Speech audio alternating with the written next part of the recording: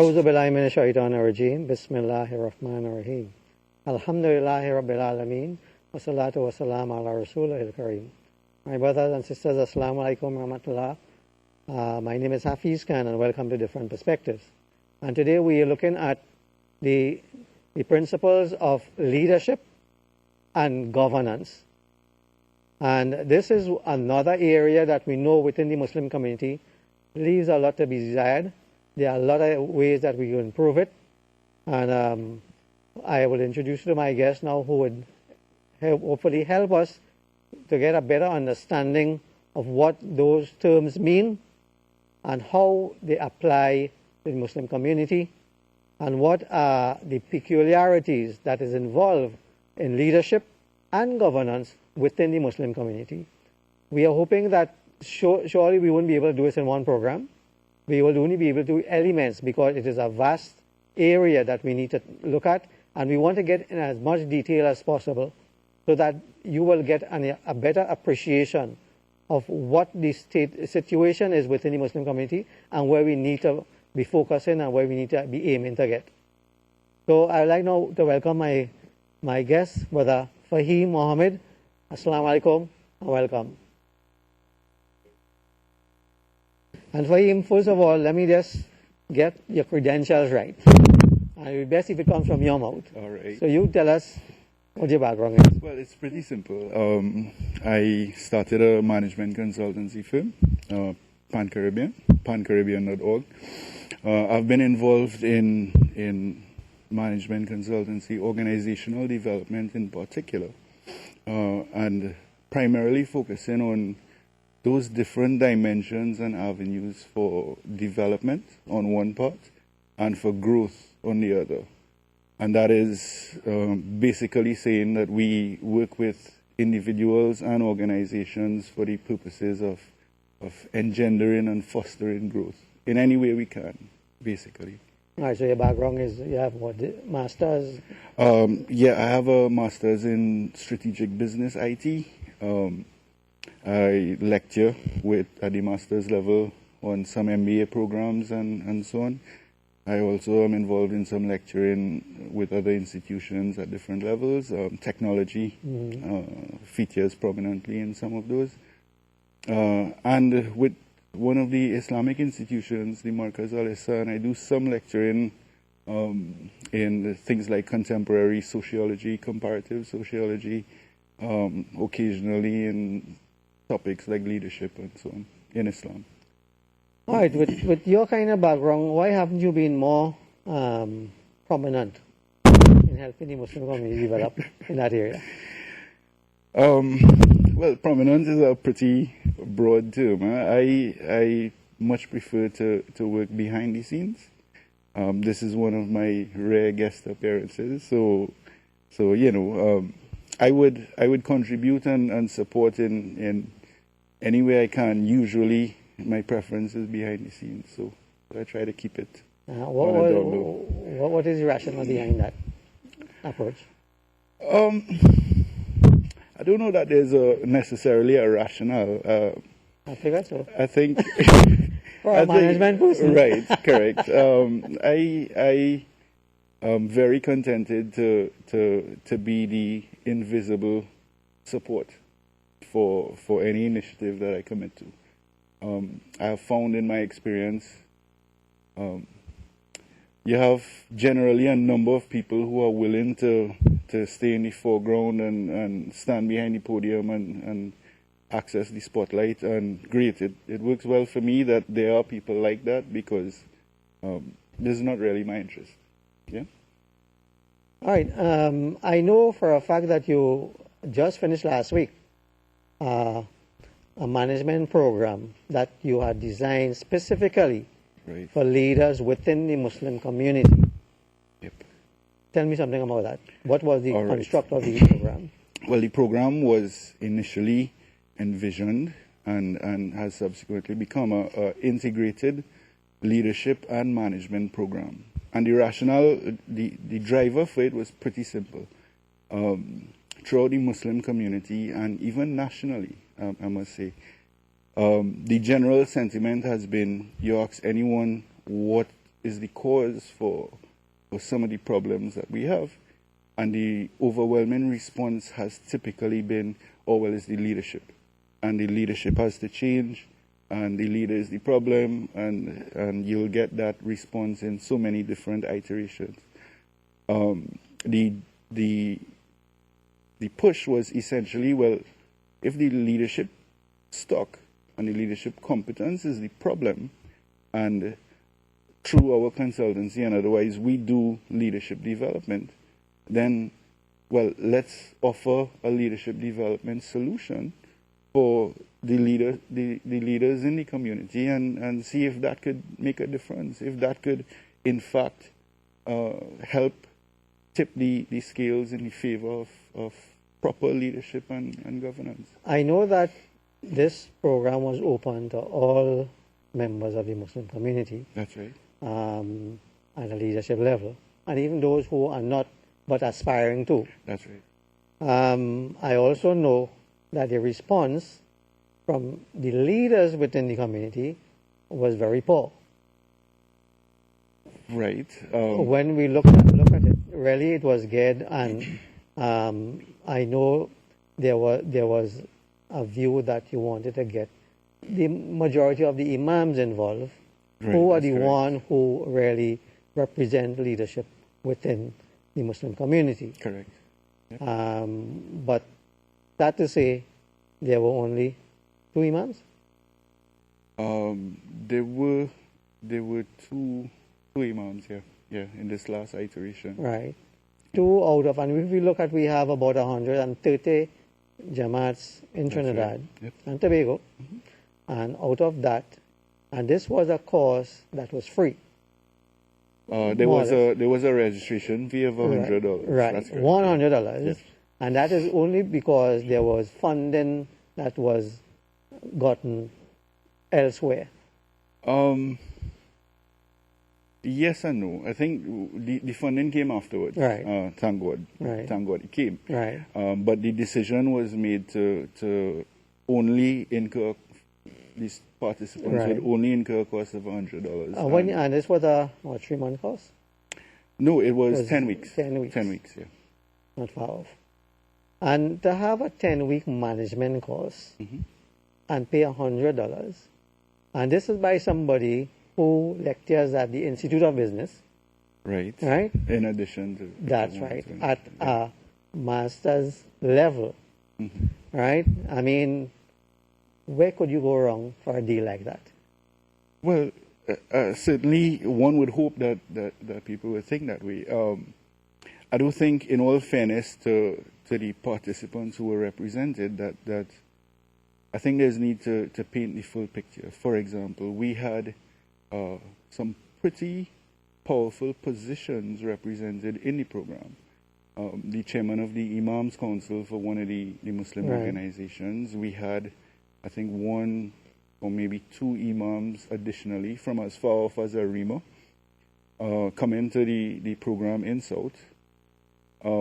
We had, for example, the administrator for the National Islamic Council. We had a young Muslim scholar, Islamic scholar, in the program as well. So, yes, maybe the imams were not well represented in terms of the imams themselves being there. What we had done in partnership with the Markaz Al-Ihsan is take the decision that we will invite the imams to attend, and if they can't, then they should nominate a representative who could attend the program. And I think in that regard, we have had a little more success because we have had representation from probably over a dozen mosques throughout Trinidad, in addition to some national level organizations. All right, so it wasn't that bad. No, it wasn't that But bad. certainly it could have been a lot better.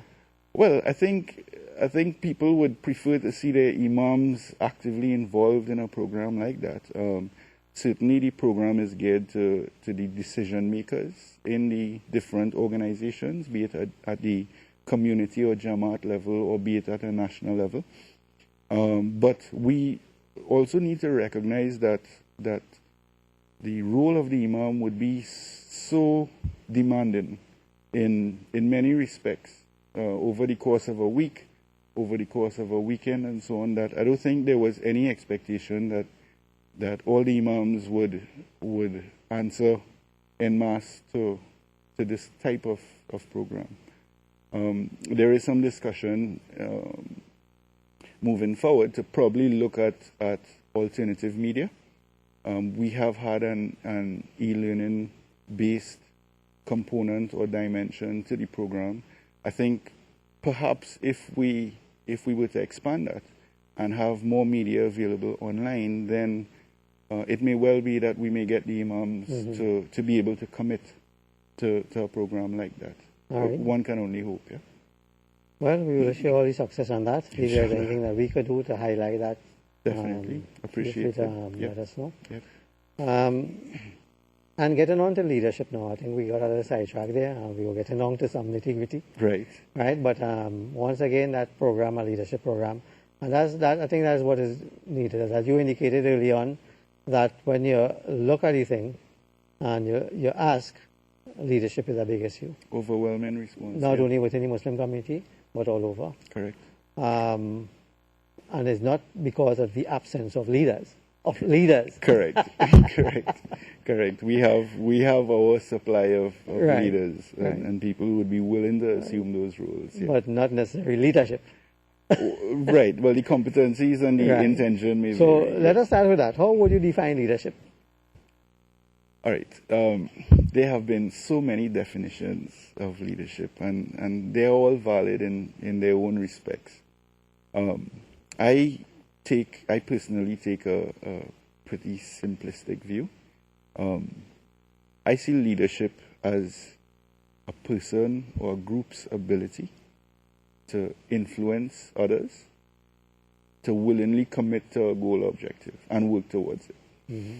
And to me, leadership is all about positive influence. Positive influence, not from the perspective of ethics, where you're influencing people to do good, but positive influence in terms of performance, where you are actually able to get people to willingly commit. And that would be to commit to whatever goal you as the leader impose or get people to commit to. Yeah? So it's all about influence. So it might be individual or societal goals. That's right. Right. Absolutely correct. You think leaders are born or made? Well, that has been a age-old question that straddles all of social sciences. Yeah, nurture or nature is a standard and an ongoing debate. I do believe, and particularly from an Islamic perspective, I do believe leadership is a competence or a skill that can be developed. I believe some people are born with some of the ingredients already in place, and that would probably give them a head start. But certainly, our view in the context of panCaribbean and the work that we do is that leadership can be developed. I mean, if we thought that it couldn't, then we wouldn't be playing in that space. And, well, that will come back to the other dimension that you mentioned earlier, which is if somebody has been developed all the necessary skill set and knowledge to be a good leader, why would they want to stay in the background? That sounds like a very pointed question, but no, but it's a significant thing, because there are a lot of people who have, when you look at it, they have been blessed with all the knowledge, the know-how, the capability, and they wouldn't step up because there is some innate fear or dislike for that kind of thing, because, and it might be psychological, because it might be in a bad experience being at the forefront. Correct. Might have been humbled, and as a result of that, although now they have developed way past that, they still have that innate fear of taking leadership positions. Right. Well, you see, the thing is, and for the purposes of keeping it within the psychology, if you will, of Islam, Islam gives us some pretty constructive guidelines as it relates to leadership. And I think one of the first and foremost ones that should be highlighted is essentially a saying of the Holy Prophet, peace be on him. Every individual is a leader. Hands down, across the board. Every individual is a leader, even if it is of his or herself. Yeah? And I think that really sets the tone for the perspective and the viewpoint of leadership within an Islamic framework. You as an individual, on the basis of that hadith, would be responsible for influencing yourself to willingly commit to a goal. And the goals, of course, the parameters for what the goals are and how you work towards them are all set by the different ethical and moral standards within Islam. But every person is responsible for influencing themselves. Beyond that, you have some other guidelines that do influence. Another saying of the Prophet, peace be on him, a leader must take people from where they are to where they have never been. In other words, to paraphrase or to add my commentary, to take people and move them into new levels of progress or to new environments where one would hope things would be better. Yeah. So the Islamic context gives us that framework within which to work, especially in an Islamic environment or Muslim community. Getting back to your question in terms of why would some people choose, having had the skill and the competencies, why would they choose to stay in the background? Well, I think the answer to that would require looking at the spectrum of society, from the leaders who are currently in positions of leadership to the individuals who have the competencies and their drivers, their motivations, to the grassroots and the general population within the community or the society, and what their viewpoint is. For example, there seems to be an indication that we look for those charismatic leaders, those people who could really whip a crowd into a frenzy and move them forward, and we tend to identify with that type of leader, that charismatic leader. Whereas that's not the only type of leader that has been identified. Yeah? If the people look for that, then certainly those people with that skill would rise to the fore, to the top, and fill that role. You may have those with competencies who are not charismatic, who don't have that personal characteristic, may tend to be sidelined or choose to stay sidelined if that is the environment.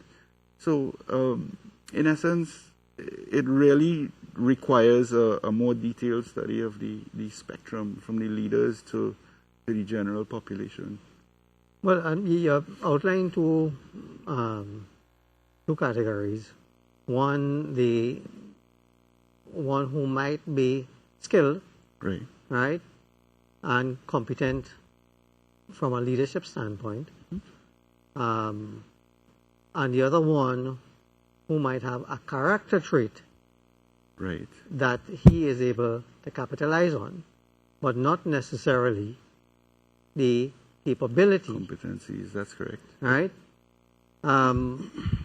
And there goes the paradox, in that what we need is competent leaders. Correct. And what we end up getting is leaders who could manipulate the crowd, and get them to put them as leaders. From an Islamic standpoint, the competent one is the one who's supposed to be given the leadership position. Yep. And although we could debate the competent part of it, because there are those who have a view that competence means Islamic knowledge or theological knowledge, because all knowledge is Islamic knowledge, right? As opposed to real knowledge that allows one to be a competent leader. Theology doesn't necessarily makes one a competent leader. Right. But we'll deal with those issues down the road. Mm-hmm. So we're looking at the two ends of the stick. And invariably, you find that those who strive for leadership, as opposed to those who have leadership capability Mm-hmm. and does not strive, Right. allows the one who does not have the capability Mm-hmm. to gain the upper hand. And thereby, when we look at the Muslim world at large, we have seen that we have been saddled at every single level Mm-hmm. with incompetence. Well, I mean, I think to elaborate on that, first of all, there would be need to identify who a leader is. And you have had so many different schools of thought who have articulated what they believe a leader should be. Some say it's based on personal characteristics. That has been pretty much thrown out because in research of what are the characteristics that people view a leader must have, I think in 100 studies a couple decades ago, the common characteristics that people viewed of what a leader should have amounted to about 5%, which says essentially that there is no common consensus in terms of what those characteristics are or should be. You have a few that stand out and that people dwell upon or emphasize, things like intelligence, perhaps energy, honesty, humility, and so on and so forth. But the viewpoint that there are some characteristics that define the leader has been one articulation, and that there has been some evolution from that. You have had behavioral views on who a leader is, and that is essentially saying that a leader behaves in a particular way. Such factors or forces as confidence and assertiveness and so on and so forth. Today we are at the stage where we take a principle-centered view. The leader must have certain principles or values that he or she must espouse, and based on that, yes, you have the right ingredients for the leader. We could assess the leader based on that. In essence, I think one of the more useful lenses has been the contingency school of thought, which really identifies at the end of the day, it says that the leader emerges based on the situation, in essence. What has been particularly useful, I've found, is the dissection into two types of leaders. The leader that is very good at maintaining the status quo, a transactional leader, and the leader who is very good and very effective at changing the status quo, the transformational leader. And I think if we are looking at leadership stock as it relates to our communities and our organizations, there's a need to consider who are those leaders that we have. Are they transactional? Would they be very good at keeping things the way they are? Who are the leaders that we have? Are they very good at transformation and changing? And having considered that, there's a need to then articulate, well, what is it that we need from our leaders? Yeah? And then we'll know, well, yes, there are competencies, and therefore it's just a matter of activating or channeling them in a particular direction, or no, we are bounded by the transactional leader when really what we need is transformational leaders. Yeah? And whether the leaders that we have understand what leadership is to start with. Correct. This is a significant factor. Correct. And then it goes back now, and I think you touched on that early on in terms of the individual, because really, who determines who is the leader? That's correct. It's the individual. And within Islam, it is a little more challenging than in other religious structures or even non-religious social structures. You see, the tenets of Islam are such that we believe that our actions are based on our intentions and that we will be judged based on our intentions. We believe that there is a day of judgment and that Almighty God, Almighty Allah will judge us on that day based on what we have done throughout life. That is one side or one dimension. The other side of it is within Islam, we believing in simple monotheism, we pray directly to God individually. And I think within that framework, where we answer to no one except God 5 times per day, we speak to Him and build that relationship with Him personally.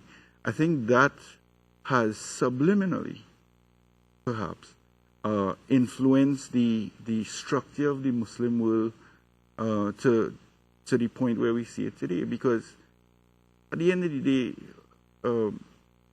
if you look at our Catholic brothers and sisters, they have invested that responsibility with the Pope, who would then guide and leverage and advise and so on accordingly.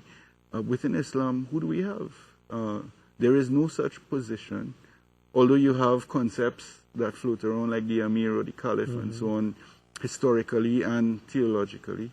But at the end of the day, it boils down to individual intention and action. And that creates a slight challenge in terms of developing a leader who would be accepted across the board. And does it have anything to do with complacency, as you pointed out? Look, I could get to heaven without anybody. Right. So there's a sort of a selfishness that develops, that you really don't want to get involved with other things. You kind of put the community as second because your objective is to get to heaven. And if you feel that you could do that without anybody else, right, no big deal. And that's certainly one level of it. Right. For those who are geared towards more transactional type relationships, yeah, well, they would do what they have to do in order to benefit eventually. Recognize also that you have some people who would do what they do for the pleasure of God and not necessarily striving for heaven or hell or material gain, right, or whatever. Within that context, yeah, you certainly will have some people.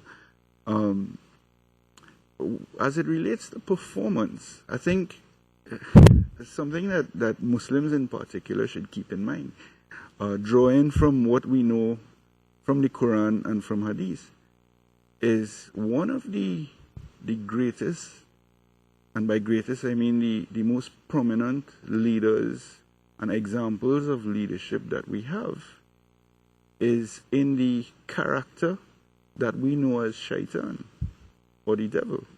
Yeah? Because here is a character, a being, that is able to influence both men and jinn to willingly do things that he wants. Yeah? And from that viewpoint, I think it puts a particular spin on the entire concept of who a leader is and what a leader is, because it's not necessarily that we would glorify a leader, but certainly we have to determine, well, who are those influencers, who are those people who pull the levers and so on that steer people down one path or the other. And that's a significant point you make there. But we'll take a break now. When we come back, we'll explore that other area. So we'll take a break now and we'll be back in 2 minutes. Brothers and sisters, welcome back to the show. We were on an interesting point whereby Brother Faheem was pointing out that, Shaitan has been given a leadership role. And his role is to influence people to join him in hell. Right? And that is so true, because not only does he actively look to influence people who should not be willing actually to go against even their own natural inclination. and because we should really be on the side of God and good, and that should be our national inclination. But here is Shaitan being given that opportunity to influence us, and he seemed to be doing a pretty good job. So, finish making your point? Well, the whole point was not so much that he was given that role, although certainly he was given the opportunity. But it's a role he assumed. He said, I would fight them from the front and the back and whatever not. And I think it also establishes, in essence, you have different levers that can be pulled. There is certainly some power and coercion that can be used. And there's also the opportunity to create that willingness and that desire in people. And I think if you have to look at a successful model of achieving that influence, then certainly Shaitan takes a prominent role, because he whispers to you, you as an individual, as a human being, we all have the freedom of choice to act or not, to respond or not in a particular way. And he whispers to us, and we choose to do it. And certainly we could use, learn from him in terms of dedication. Right. If we as individual Muslims are as dedicated to what we believe in as he is, then certainly we might start having the kind of success that we think. Definitely so. Just recently I can't remember where it was, but somebody was pointing out the question that, the fact that, Muslims were at the top of the world. They were number one in the world for a number of centuries. And we have gone way down now. Why is that? Although there's so much theology around, why is it that we have been diving down as Muslims? Right. And it's pretty interesting that you should raise that. You had Islam being the dominant civilization in the world from the advent of Hazrat Umar, the second Caliph of Islam, through to probably the 12th or 13th century. Yeah.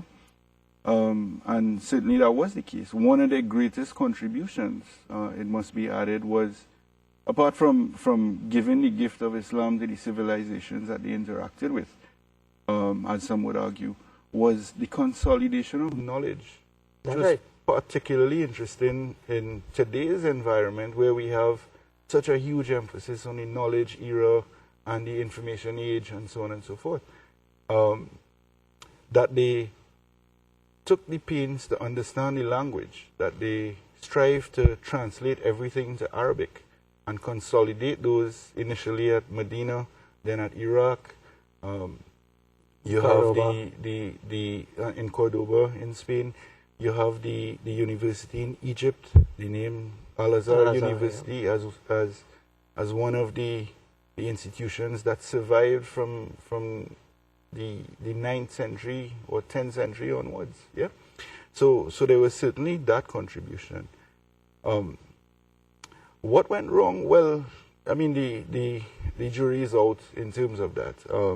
My personal opinion, based on the little bit of reading that I've done, has been that when there was the movement towards industrialization, there seems to be, from an Islamic civilization standpoint, some misstep in terms of embracing industrialization and the industrialization era, or developments towards that. Here you had a highly defined administration, governance structure, social structure, geared towards arguably inclusion of some of the different groups in the society, different religions and so on. But that issue of industrialization, which probably we could say started in the 13th century, seemed to have triggered the development of other societies, particularly the Western society, and the Muslim civilization did not embrace it or did not keep up with that. That again, that's my personal opinion on that matter. No, the irony about it is that what did actually happen is that the West had sent people into the Muslim world to learn what they had and then built upon it. They had it and sat on it. And they did not embrace other technologies as they came up. Right, and I don't know that that was a matter of complacency. I could be wrong, but if I recall correctly, I came across a hadith where some of the companions of the Holy Prophet, peace be on him, were using some sort of mechanical equipment for agriculture, and the Prophet, peace be on him, looked at it and said there'd be a curse on the countries or the nations that pursue that kind of thing. I could be wrong. I could be remembering. We have to look at the authenticity of right, that. correct. But consistent with. To me, that would explain why there wasn't so much an issue of complacency, but abhorrence or inclination away from anything industrial. I could be wrong on that matter, but certainly if we look at the world today, the developments in industrialization has given us gourmet pet food and healthcare that only very few could afford, and not much else. We have benefited from the refrigerator, and yet it has come at such a huge cost to the environment and to the sustainability of life. So you could argue that from different ways, and again, I have no conclusive opinion on the matter. I'm pretty open to further study and guidance on that. We're getting back to the leadership issue. Right. Well, what we will be, leadership is one area, the other part is governance. Right. And perhaps in the few minutes that we have, we could probably touch on a little bit on governance. Right. How do they synchronize governance? Well, if you look at leadership from a position perspective, then you could appreciate the role of the leader within a governance structure. Governance being the science of administration and ensuring the decisions are made in the vested interest of those people in charge. In absence of a specific definition, of course. So within a governance structure, you would have positions of authority, positions of responsibility, positions of decision-making as it relates to the different resources and the mix of resources that are engaged and deployed to achieve your particular goals. We're talking people, human resources, we're talking financial resources and capital, we're talking materials. Economists refer to it as land. I take a broad definition, all the materials. We're talking information or enterprise or knowledge. And within that whole gamut of governance, there's a need there's the rule or the requirement to ensure that those resources are being allocated in the proper manner. Now, what is proper has been an issue of debate, but certainly the leader within that superstructure, if you will, would have a role in terms of influencing not only what resources are retained or how they are retained, but how they are deployed and to what end.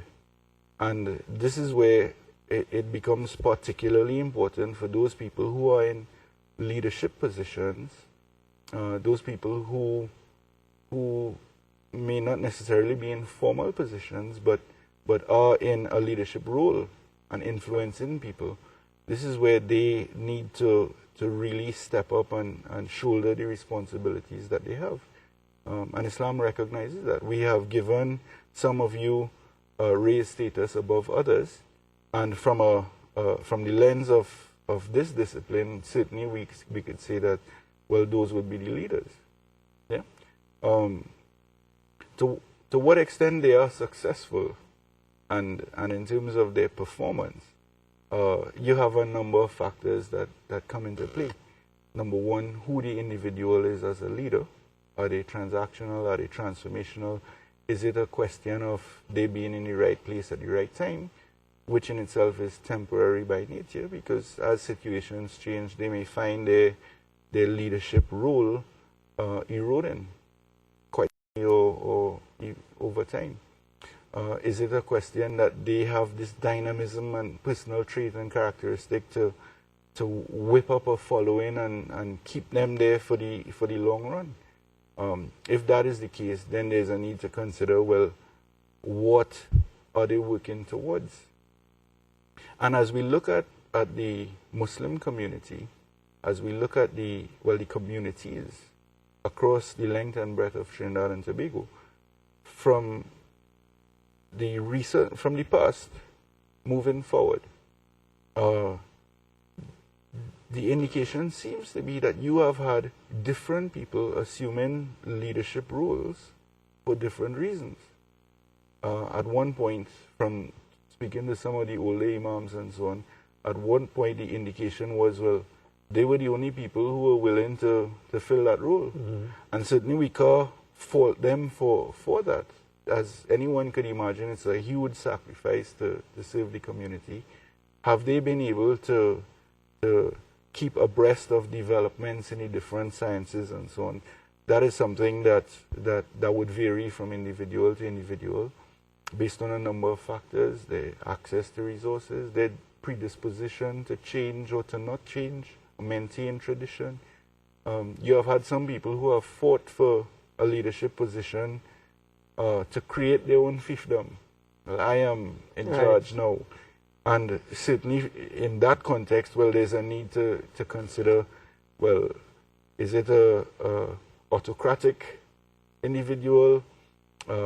Is it a benevolent dictator? Or is this person purely interested in self-gain and selfish reasons? Is it a narcissistic or megalomaniac type behavior that we're seeing?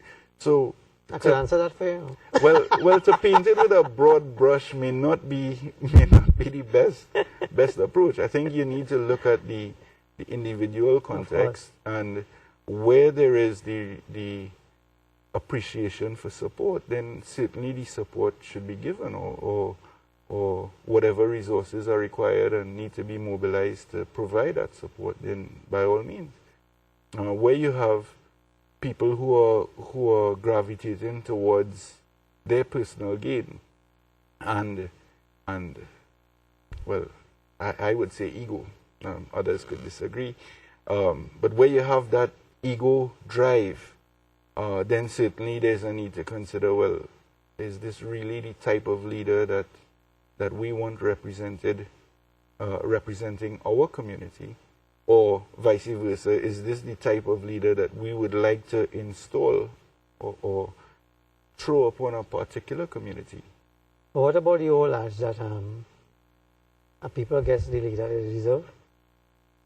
Well, certainly within Islam you have that. I think nowhere is that more clearly demonstrated than in a democratic environment where you actively engage in selecting the leader that you choose. Does that work on the basis of competencies, or does that work on the basis of popularity, or does it work on the basis of suasion and the influence of different institutions like media and so on? Is a question worth debating. But certainly within Islam, that's one of the more popular and outstanding things. The people are given the leader that they deserve. I think when we look at the Middle East today and the Arab Spring, all the unrest that happened in Tunisia, Egypt, Libya, now in Syria, taking the spotlight, I think we could appreciate that the people seem to be fighting for the leadership that they want. So it just supports the sentiment. people are given the leaders that they deserve, the powers and the people to define who are the leaders that they want and how willing they are to effect change. And it's ironic that what we see within the Muslim world and communities going right now is that we are peculiar as Muslims, because whereas you said that in governance the leader develops certain rules and regulations as how he wants to govern, but with Islam those rules are already developed. So we are fortunate in that we have, not only in terms of choosing leaders, but methods of rules of governance have already been put in place. And what we find is that there seems to be a great ignorance of those rules as it applies to individuals and communities. And there are those now who takes advantage of this ignorance. Right. So all that we have spoken about, general leadership and governance, a lot of the variables in those generalizations are eliminated when it comes to Islam. And hopefully we will take the opportunity in future programs to go into details in terms of how a leader is supposed to be chosen, what are the responsibility of those leaders, to who is that responsibility due, what are the role of the individual who chose the leader. Right.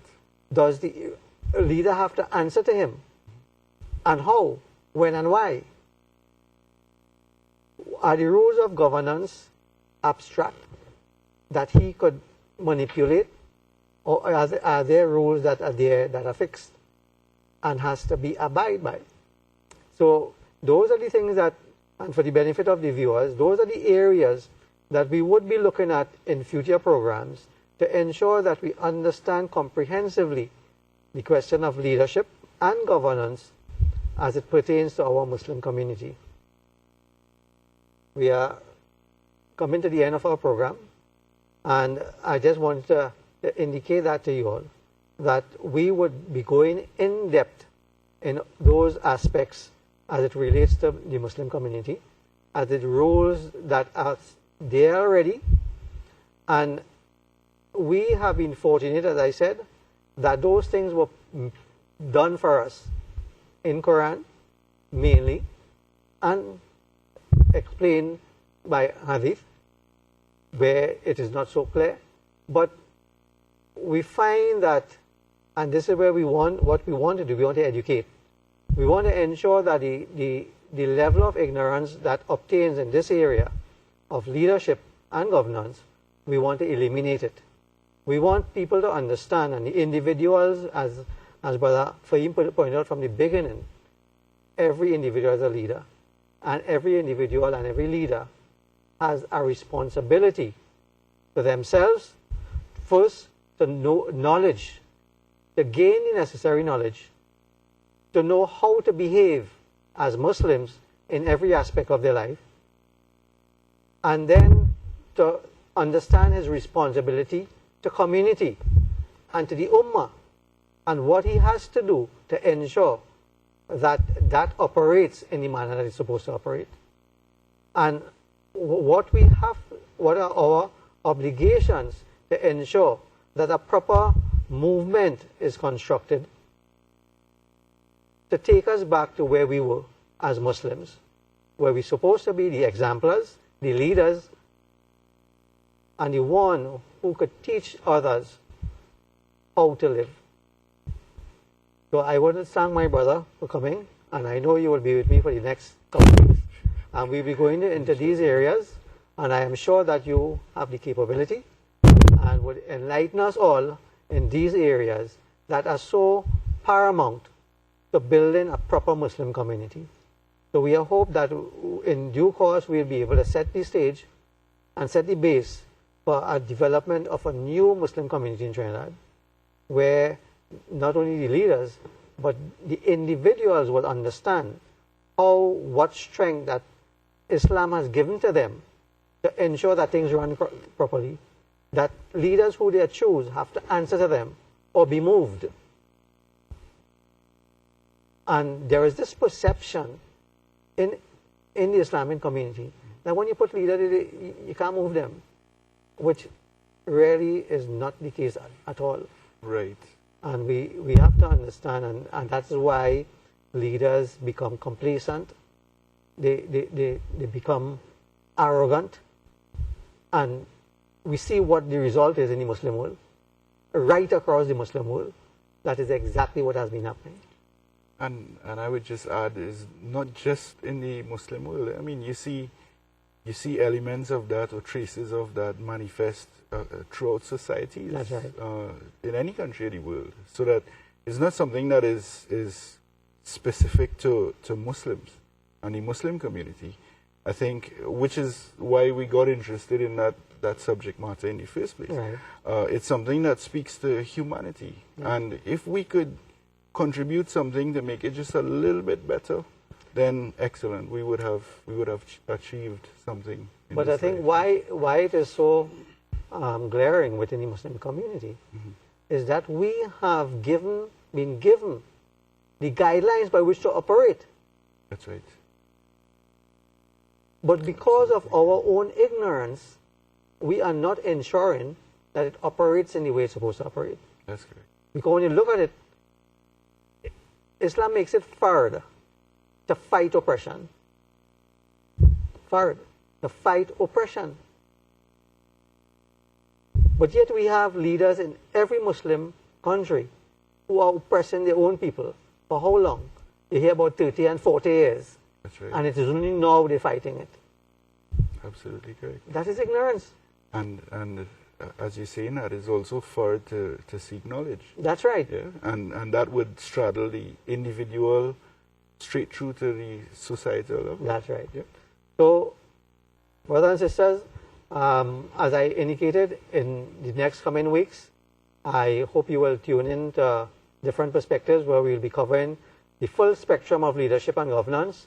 And for those who you know might not be looking, just alert them that Tuesdays from 9 to 10, tune into IBN and different perspectives where we'll get this whole area cleared up, and you will now be emboldened to ensure that your community, your local community operates, your local Jamaat operates in the right way, where you have competencies that you know you can go into your Jamaat and help them to develop that.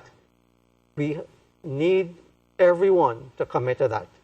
Start at the Jamaat level, get involved, help develop that Jamaat, and if we do that at all different areas in the country, in the 130 Jamaats that we have in the country, we'll find that the Muslim community will start to rise. And Jazakallah for looking, and Assalamu alaikum.